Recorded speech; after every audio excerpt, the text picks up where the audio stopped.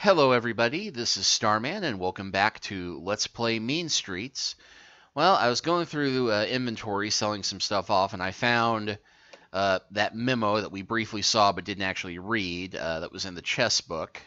When we turned to the dog-eared page, it automatically went into our inventory. So here we have to Ron Morgan from MTC, September Nexus password, and it's illicit, which anagram stalemate, since we're using a bunch of chess terms for all the passwords. And I think that's the only other memo of note in here. So rather than go to the Big Surf Motel, which is where I said we were going to try and head next time, we are instead going to make our way back to Ron Morgan's beach house, so that I can take another look at things there, because with the alarm, I get the feeling I missed something. So we will go ahead and do a quick cut here. Ron Morgan's beach house is 6470. There we go. And back to San Diego. And here we are back at the beach house. So we have to disable the alarm again, but thankfully, we know right where to go.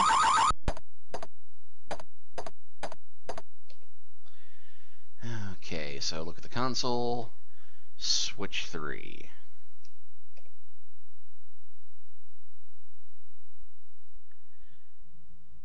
On, off, switch 3. There we go.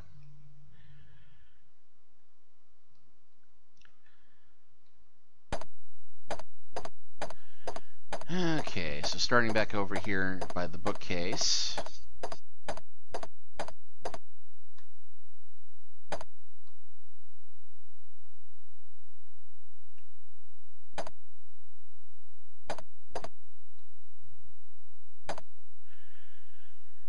Okay.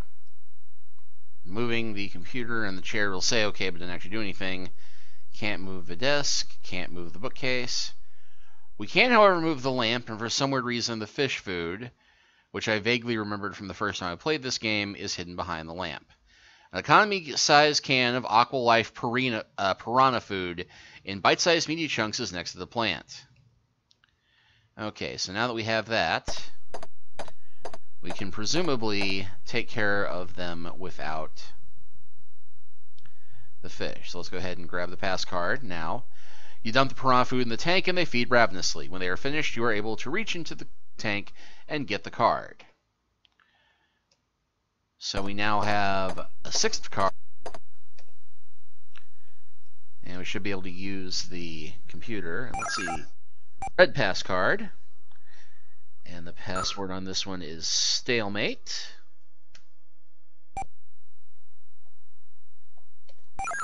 Password acknowledged.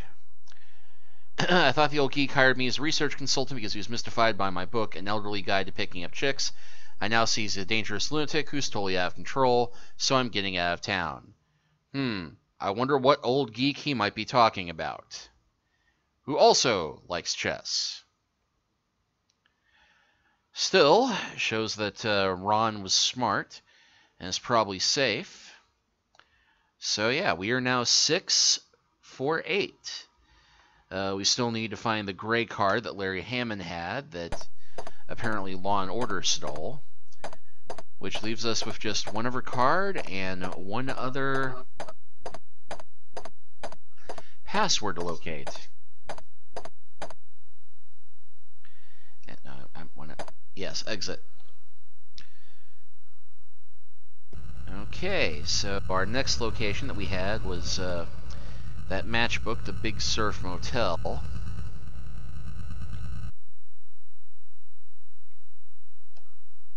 (6-2), and it's in Los Angeles, just a little ways up the coast. And we are going to jump cut right there. Here we are at the Big Surf Motel.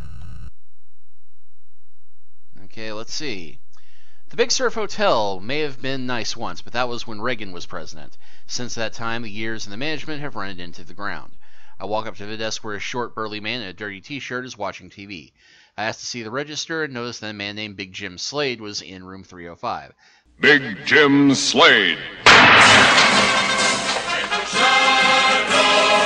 Ask the manager if he remembers Slade. Yeah, I remember. He was a big, mean-looking guy. Left yesterday. His room hadn't even been cleaned yet. I decided to check his room out. There's a few empty beer bottles, cigarette butts on the floor, and a Playboy magazine featuring the girls of Freaktown. In the garbage can is a fax that says, add Lola Toy to your hit list. The boys at MTC think she knows too much. The initials at the bottom of the fax are RK. I'm finding nothing more of interest. I return to my speedster. So that gives us number contact. Lola Toy. That's gotta be an alias.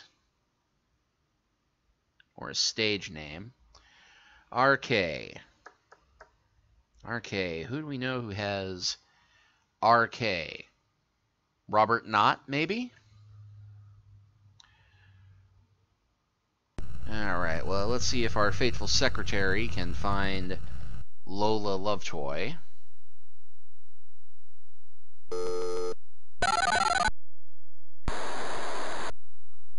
Yes?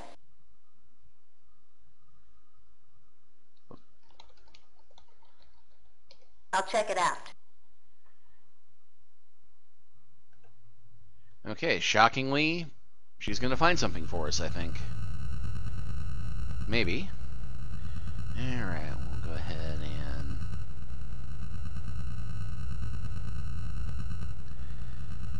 get up to cruising altitude so that we can save ourselves some time, or save myself some time when we start flying this thing. And we'll just go ahead and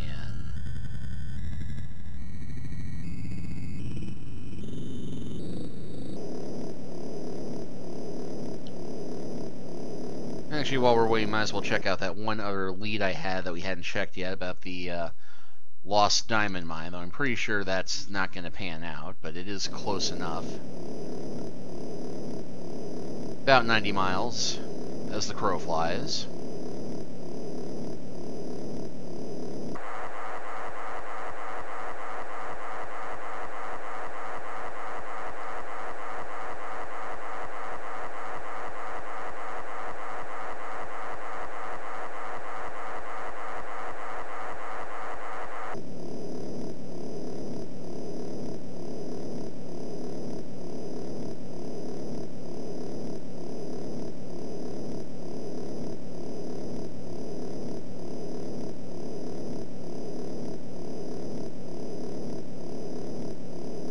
Incoming fax.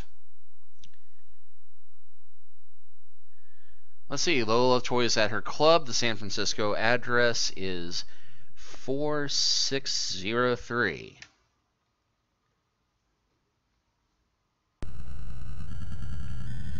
Now we come this far, might as well check out the diamond mine. I mean, if nothing else, we'll probably go get some quick cash.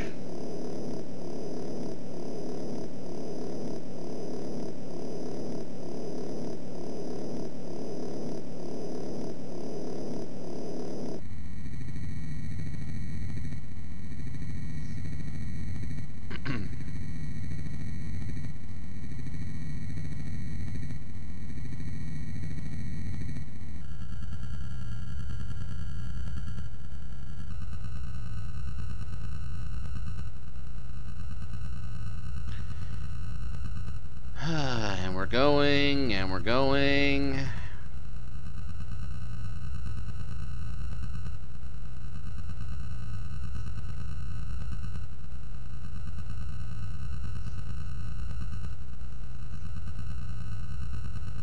All right. Let's see if we have wealth and fame. I fly to the side of an old gold and diamond mine that was circled on Professor Call's map. I look inside the mine shaft and around the property, but appears to have been banned for quite some time. Nothing else to see or do at this location. Well, that was a bust.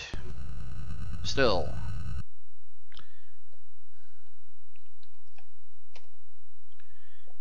Alright, back to terra firma. And here we are back in San Francisco, here to meet Lola. L-O-L-A, Lola. The Lola, the Lola. Yeah, I'm sorry, I'm going stir crazy after doing all this flying around. Let's see who we have. Big guys, nude freaks. Oh, and there is Lola's Club in the background. Lola's place is busy tonight with its garish red and yellow lights flashing and a steady crowd working its way inside. I get a table near the front of the stage. I tell Ware I need to see Miss Lola Toy on an official matter. He slips behind the stage. A few moments later, Miss Lola Toy appears. She saunters over to my table and sits down. She looks like the kind of woman you could score with, even if you played your cards wrong. Looks kind of like Bebe Neuwirth. Well, tell me about... Oh, what the heck. Let's ask about me. Make it worth my time. I haven't got all day. Alright. Let's ask about... My time's valuable. I don't give anything away for free. Okay. Well, let's get to business then. Let's ask about MTC.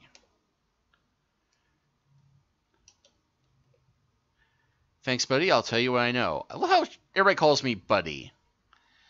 Tom Griffith wanted me to find out if Shimming knew or cared anything about what was going on at MTC. I mentioned MTC several times to Frank Shimming. He thought the center was a waste of time and should be closed down. Okay, let's ask about Frank Shimming. Okay, 500 again.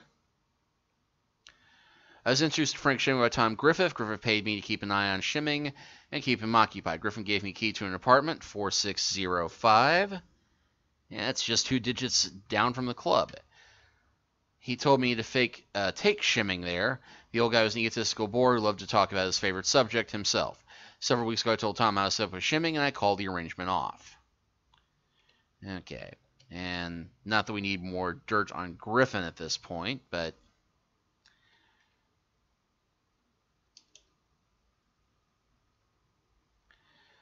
Let's see. Tom Griffith was interested in running MTC by himself. MTC and the Law and Order Party are developing a project together, and Griffith didn't want Frank Shimming to know about it. He hired me to get cozy with Shimming and keep an eye on him. Griffith gave me the key to an apartment where I was supposed to entertain Shimming. And, well, on that note, Law and Order. Okay. Law and Order Party and MTC are working together. Okay. Tom Griffith, the head of MTC, sees Robert Never Law and Order people all the time. Well, in for a penny, in for a pounding. He's the head of the Law and Order Party. He's quite the mystery man. He controls much of the action of the city, but he's hard to find. I don't think he's looking for publicity or notoriety. He wants to control things without actually appearing to do so. Well, I think that location gives us everything we know. So let's see about 4605. Yeah, it's about 5 miles away. And here we are at Lola Love Toy's little love nest. Which, of course, we have to shoot our way into.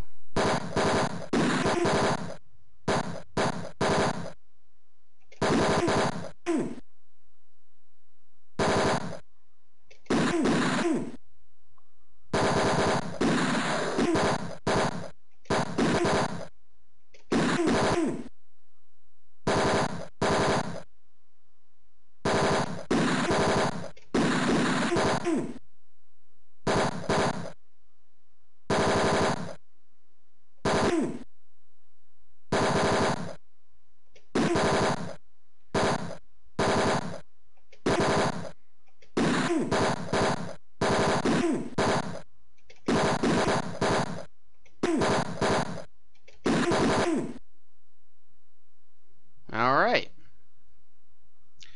After a gun battle, I opened the door of the apartment. This is where Lola Love Toy brought Frank Shimming before she'd had enough. Looks like someone else moved in. Let's see, look at the dresser. Scandinavian design dresser with a drawer. On the dresser is a mirror and a jewelry box. Let's look at the drawer. Not totally closed. Lingerie. Women's lingerie from Fredericks of Hollywood, size medium. Okay, let's look at the matches. The matchbox is approximately 2 inches by 1 inch. Looks like there's a key in there.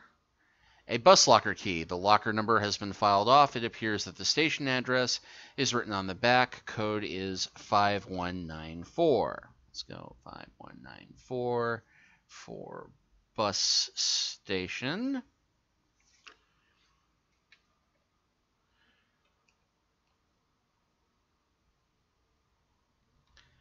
And we'll get the matchbox too, just for the heck of it. Okay, look at the switch. Standard light switch. You never know what those can reveal. Jewelry box. Small ornate jewelry box. Go ahead and open that. It's locked and I don't have a key. Mirror. You look in the mirror and see a tired, haggard face of a down on his luck PI. I got a secretary. I'm not that down on my luck. Okay, let's see. Bed. Serta. 717A circular love bed with red comforter. A small panel is in the headboard. Ashtray is built into the headboard and is filled with cigarette butts. Cigarette butts are unfiltered Camels.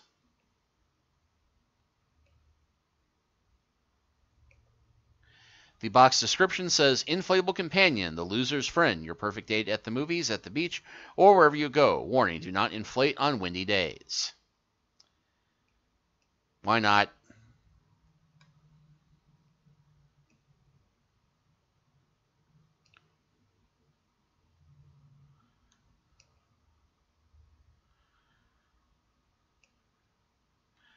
Okay, look at the cushion. Small circular cushions made of satin.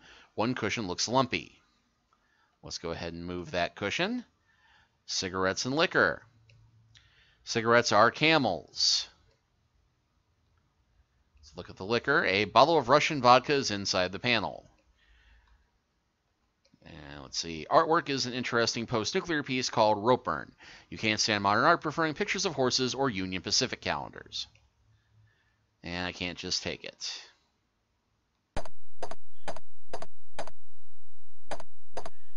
I'll go ahead and check this over here. Let's see. Table. Flat table with rounded edges.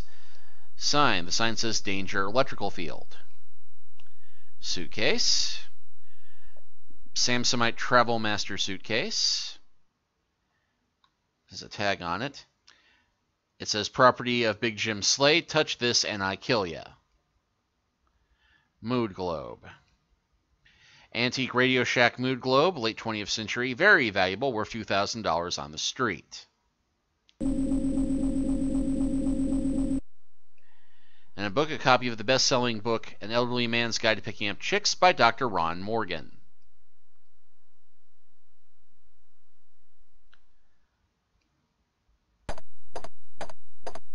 Let's finish looking before we start messing around with any of that. Okay, let's see. Desk. Wooden desk with rounded edges. There is a binder. The binder has the Law and Order insignia on it. An ashtray, which I'm guessing has more unfiltered. Yeah.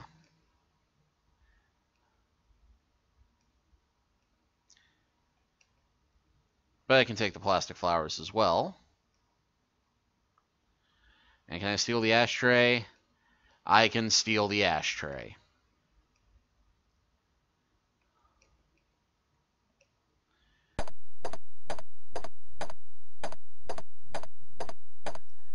Let's see, cabinet.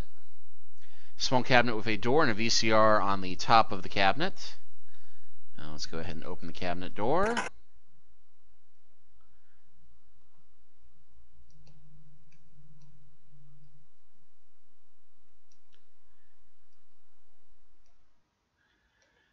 Okay, VCR is a surrealistic unit with high definition resolution and 25-year programmability. Hey, didn't we have a tape earlier we need to look at? You turn on the VCR and slip in the tape that you found at the beach house titled Top Heavy Beach Bimbos for Mars. Well, it might have been an important clue, but not so much. Holographic imager. The television is a holographic 3D projection unit. You sit down and watch a few moments of top-heavy beach bimbos for Mars. While the scenery is excellent, the acting leaves much to be desired. Panel appears to be locked. Can I open it? Try and pry it open, but no use. I don't have a key.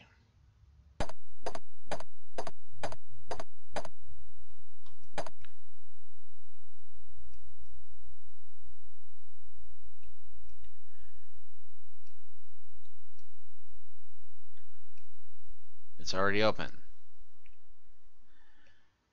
Okay, then, is there anything in the cabinet? Or did I, Doing this does not reveal any clues, but you get several large splinters in your tongue.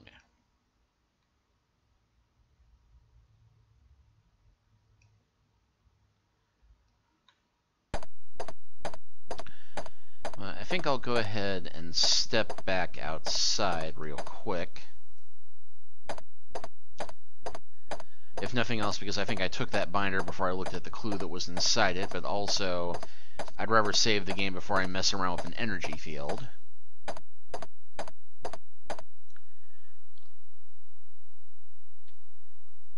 Plus we can pawn some of this off, I think.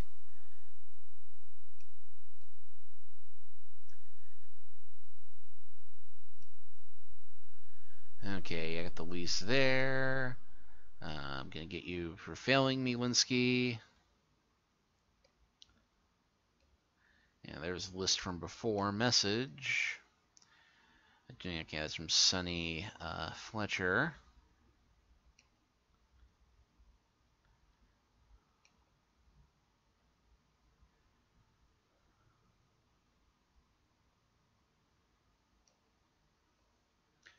Small black appointment book. One of the pages is dog-eared. And go ahead and pawn those stocks. And the blueprints. Might need, you never know, might need those gloves.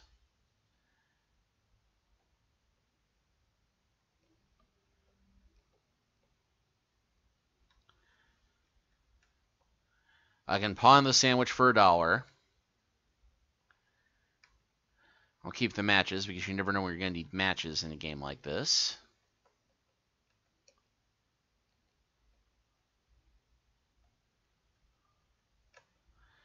I can sell the lingerie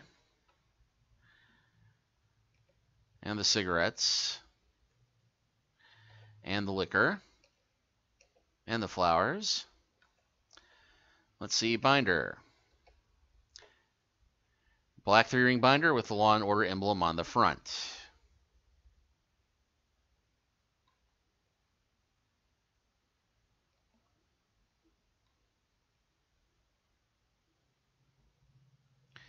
Okay, and yeah, I think this was it. List. Law and Order. Confidential hit list. Names not crossed off include Harry Rice, Lola Toy, Tex Murphy, Sonny Fletcher. Good job, Big Jim. I need to talk to you. Come to my house at NC0132. Okay, so we got Knott's location. Or at least where he's been hiding, 0132. I may need to look up some of these other people. Harry Rice.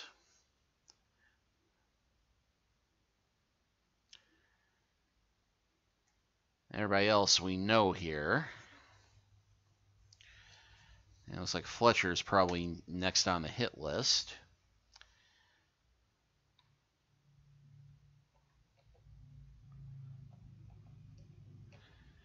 And Elderly Man's Guide to Picking Up Chicks is worth $24. I can sell the picture of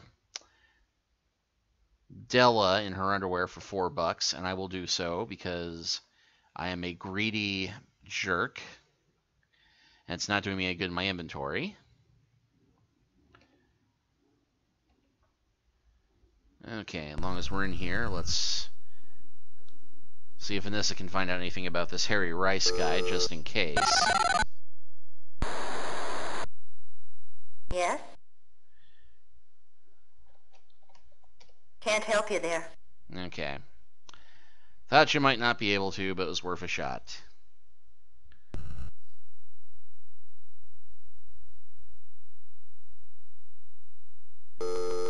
So let's check with my other contact.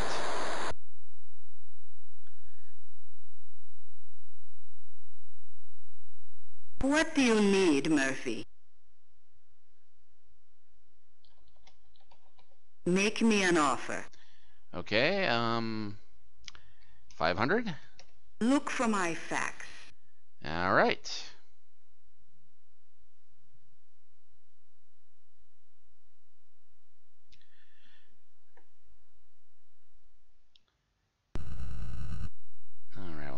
and save here. And we will exit and go play around with that energy field a bit. So I'm pretty sure a key we need is over here somewhere. Can I just take the mood globe? You reach into the electrical field to get the mood globe, and 300 and 1000 volts of electrical energy surges through your body, killing you instantly.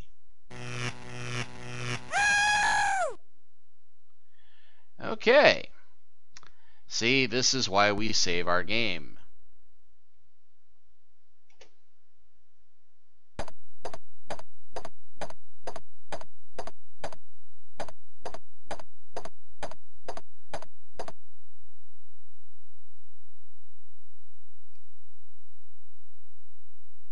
Okay, can I open this now? Okay, I cannot. Can I move the mirror? I can, in fact, move the mirror. Let's see, what's the button do? You press the button and a panel opens in the side of the holographic projection unit. Nice.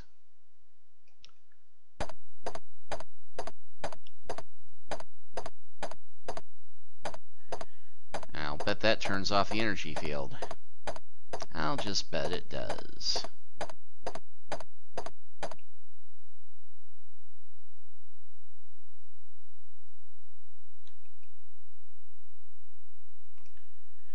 A red button. An inscription by the button says, "Don't push unless you want to turn off the protective field around the valuable mood globe." I smell schmuck bait here, but what the heck.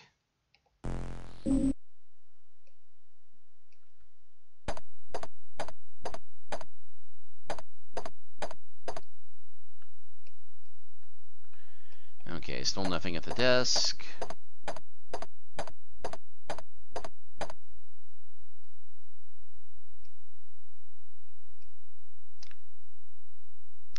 You lift the globe from its pad and it sets off the pressure-sensitive alarm and shuts the exit.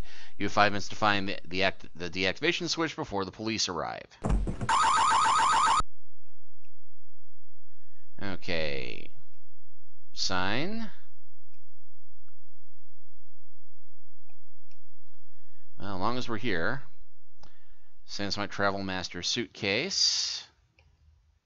We don't see a need for that. Okay, let's open the suitcase. Shirts, ammo, and a tag. Shirt has an extremely loud pattern with sweat and liquor stains on it. And a note. Note in pocket says Los Angeles Airbus Station 5194. I think we got that one already. Yeah, we did. Still. And we'll take his shirts for the heck of it and the ammo. And let's see the tag. Oh, I want to steal the tag just for the heck of it.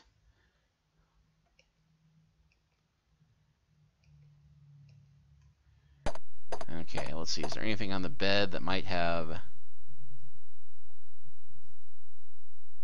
Hey.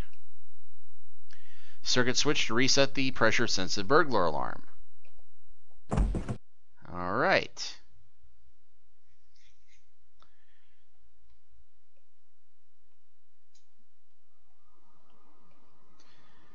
Well, I think we've gotten everything we can get out of here, along with some pawnable items.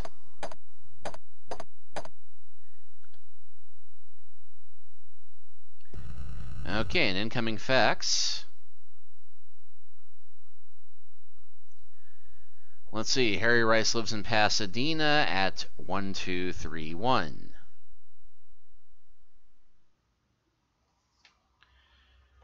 Okay, well, we'll go ahead and do that. I will...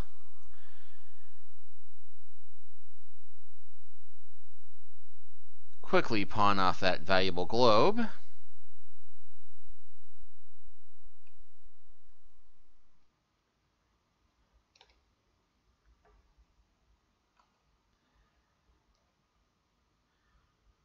Alright, so let's go ahead and check out the bus station first.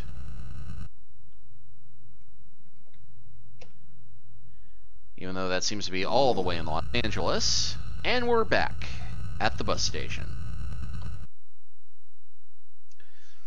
The locker key was for an Airbus terminal in East Los Angeles. The Airbus is the only way poor people can travel, and the terminal building is big, hot, and dirty. I finally locate rows of lockers and decide to start here.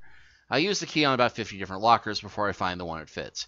Inside the locker is a leather wallet. I open the wallet and find a black pass card and the word Coro written on a piece of paper. So that would be a black card. And Coro, well, keeping the anagram and chess theme going, that would be Rook. So that gives us 1, 2, 3, 4, 5, 6, 7, 8. 8 passwords. And we're only missing one card, the gray one that was stolen by Law and Order.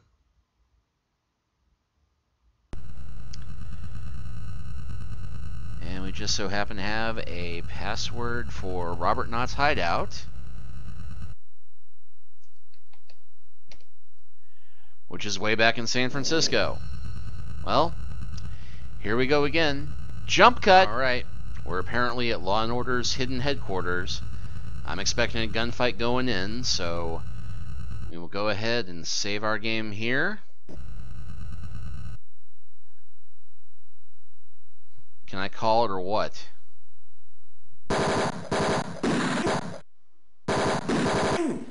Hard to see the bullets on this map.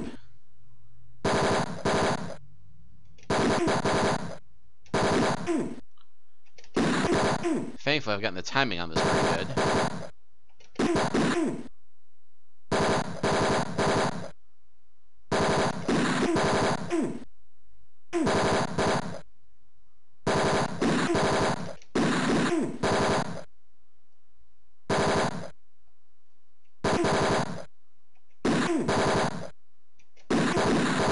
I do just love how they'll apparently just wait for me to shoot them there.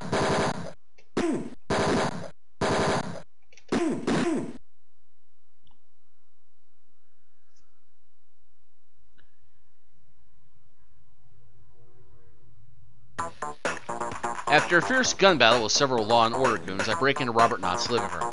You're going to answer some questions, Knott. Okay, he says, take it easy, I'll cooperate. I'm not anxious to end up like those stiffs out in my front lawn. It's Stan Lee! Okay, let's talk about Overlord. Overlord is the master plan to set up the Law and Order Party as the legitimate ruling party of the world, but it won't be me in charge. Okay. As if we didn't know this was coming. Gideon, ask me about Gideon Enterprises if you want the whole story. Then you'll know who the real Mr. Big is, okay? Gideon Enterprises. Suddenly, like a clap of thunder, a shot rings out, and a bullet catches Knott in the right temple. He's dead before he hits the floor. I quickly draw my gun and cautiously work my way outside and look around. All I see are the taillights of a speeder cruising out of sight. Obviously, Robert Knott was a key player, but not the man running the show. Whoever's behind Project Overlord sure didn't want Knott spilling his guts about what he knew.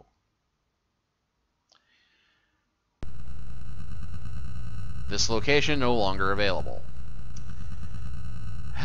Well, there's a nice dead end.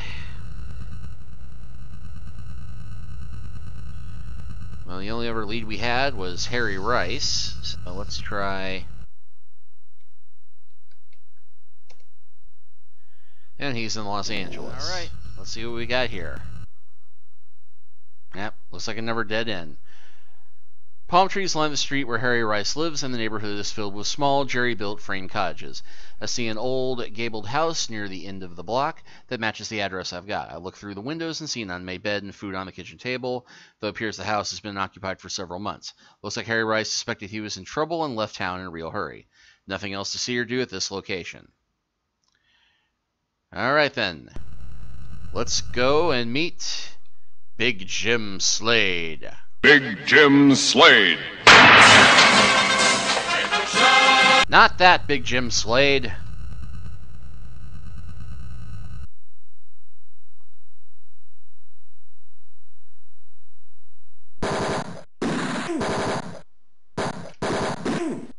We all saw this coming, didn't we? Trap.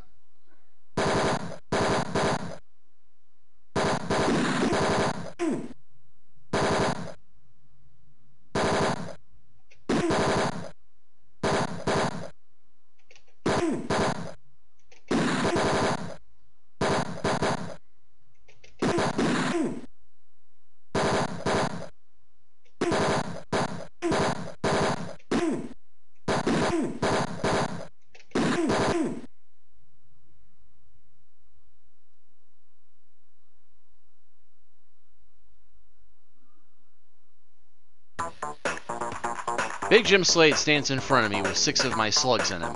He's bleeding heavily, but he's still got a smirk on his face. I notice he's smoking a Camel cigarette. I walk up to him slowly, keeping my gun aimed at his heart. Looking at him makes me wonder when I last received a rabies vaccination. Okay. Law and Order Party. I don't know a damn thing about them, and I don't care. I do the jobs they give me, and they pay me well. Okay.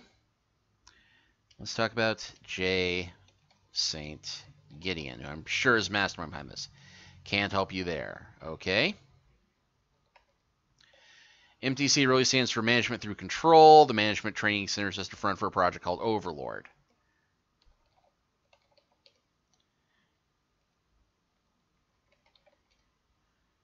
You're the PI, you find it. I stick my face next to his and say, listen, meathead, you better give me the scoop or I'll beat your brains out.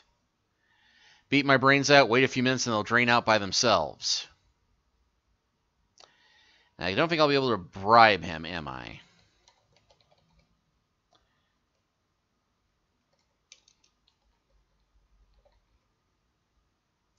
Slade is fading fast. He tries to continue that arrogant smirk, but there's fear in his eyes. He drops to one knee, and in a last act of defiance, he shouts a few obscenities at me and falls to the ground. I guarantee you this world's a better place without scum like Slade around, but I could have used a little more information before he nodded off into the big sleep.